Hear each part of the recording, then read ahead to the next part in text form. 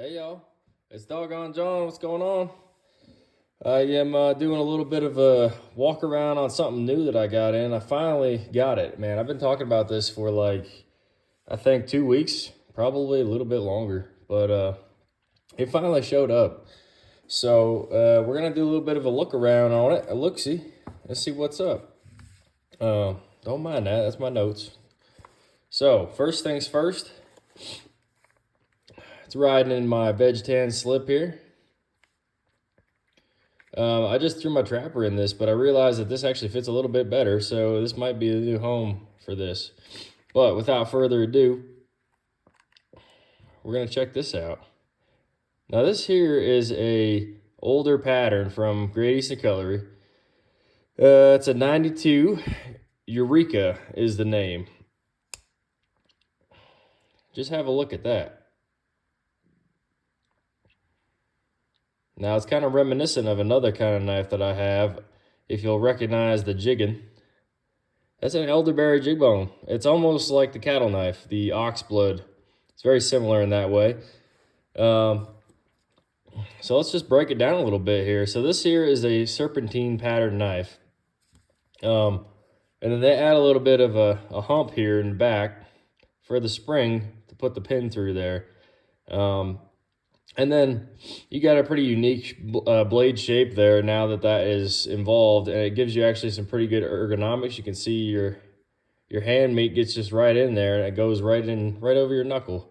Fits right in. So if you're going to do a nice full grip like that, you've got a great grip now. So that's pretty neat, right? If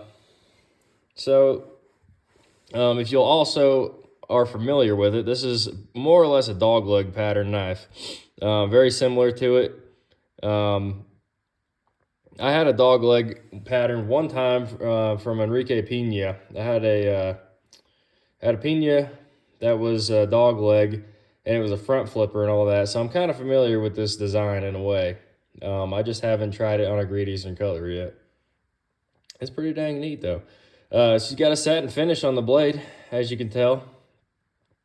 She wasn't polished, not this version at least. I think they did with the Northfield unexcelled version, but not this one. So this one here has got the spear point blade, as you can tell. And then on the back side here, you got what's called a coping blade. So it's very small little straight edge. Good for, smaller tasks, letters and opening boxes, I guess, or, you ain't gonna go out there and baton with it, is what I'm trying to say. It ain't made for that. So anyway, yeah, there's your second blade on there. She don't have a long pull or nothing like that. Both of them have a plain old nail nick. It is pinchable though, so the pinchability is there. I do appreciate that. And I kind of like that it's up at the top of the blade here too also. This here I wouldn't want to be any closer to that coping blade. And that's the reason it's pinchable, is because they separated it here and gave you a little bit of room to grab on in there and snag it up. The pull on there is probably, I don't know, like a 4.5 maybe. Pretty lightweight.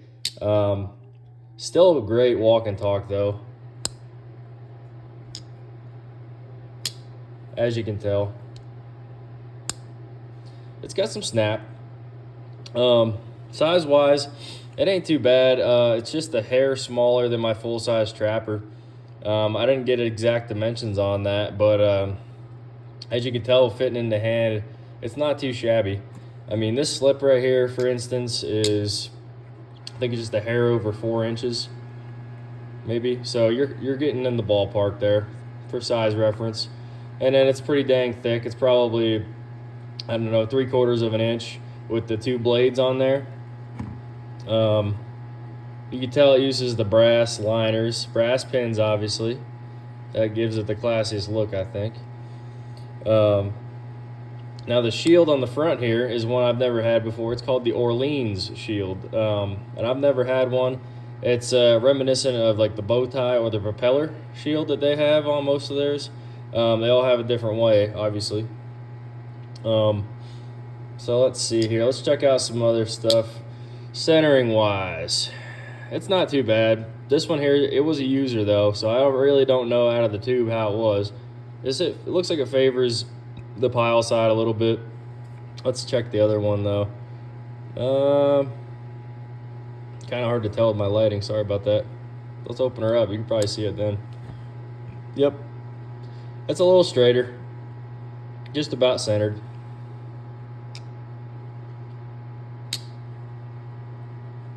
She's a pretty little thing though. The other deal with this pattern is that the Northwoods knives, they make one called the Okoe Jack, I think it's called. And it runs on the exact same pattern as this. And then they just have, obviously, I think a different, I believe it was micarta on here instead. Some of them were camel bone, I think. There's a few different bone versions. Spear point was the same. Might have been a mirror polish on that one though. And then I know that they did obviously have the Northwoods kind of running on the top here like they always do with most of those. So they used a similar pattern when they did that with Knife Ship Free. And so that's kind of my main thing with getting this is I was after Northwoods for a long time, and I like this pattern because it represents that, and it models the same kind of pattern as that. I do have the tube for it. I just don't have it with me. She's a Titty Ute made though, so she's not the highest end model, but it also I think is, you know, beautiful in its own way. It has a pretty great fit and finish as always. You can't really expect much less from them. That back springs and stuff on there is all the same material, I believe, as the blade is. As you can see, it's kind of patinaed over time and kind of gotten worn down. The fellow that had this before me, he had kind of dirtied and used up.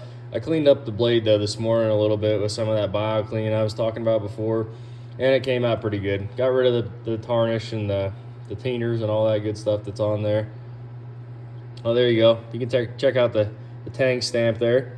There's your 92 pattern. 2 is the spear point. It's got 2 blades. This baby was made in 2019. So a little bit of an older pattern. It's also pretty hard to find videos on this. You don't see a lot of this one in particular. I saw a lot of the higher end models because they're a little bit more desirable, like the sandbar stag that they can throw on there. They do a bone version also. I think it was camel bone. I think they've done about 2 to 3 runs of this knife. They did one, I think it was in 2013, and then they did this one as the last one, 2019. God only knows when we're due for another one. Probably not anytime soon, if I had to guess. But pretty nice GEC from Old Titty Ute. Pretty hard to complain. All right, guys. Well, that's gonna pretty much do it, I think, for this one. I don't think there's anything else I didn't cover, but yeah, I mean, this is a pretty unique little knife. Hard to find these days, even if it's just a Titty Ute brand. It is still pretty rare to find. I got this in a trade deal that I made on the old Facebook forum groups, whatever you want to say. I had that 44 goldenrod jig bone, and I traded it. I traded it in broad daylight for this thing, and I don't regret it, actually. I dig this a lot more. The bone is pretty beautiful. The jigging is nice and deep. Has a pretty good texture to it, honestly. It's pretty unique in the fact that they did the jigging really, really close together. I'm used to in the other ones that they kind of spread it out a little bit, or in my cattle knife, like I was talking about before, it's just straight jigging. This one here has got it pretty sporadic. It's patterned. Beautiful on both sides. So anyway, yeah.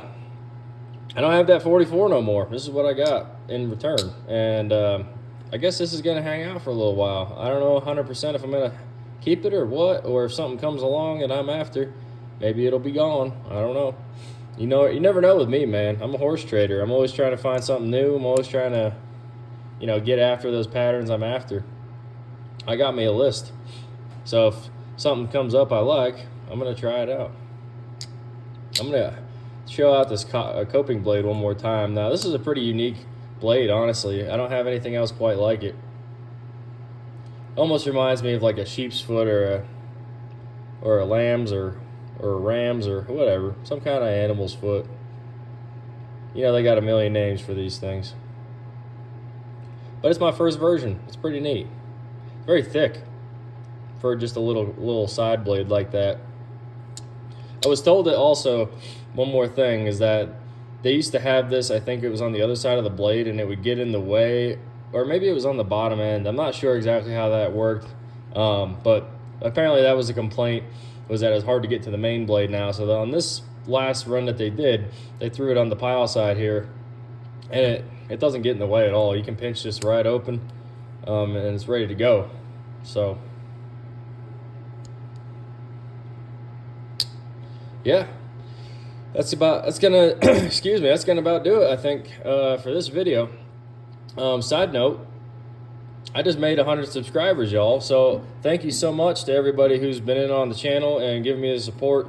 And the newer subscribers, this is more or less how things go around here. I'll throw out some new stuff every once in a while. I do other things besides knives, EDC gear sometimes.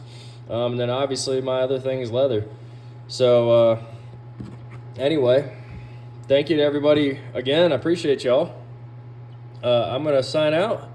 If you would please like the video. If you like this video, like it please, would you?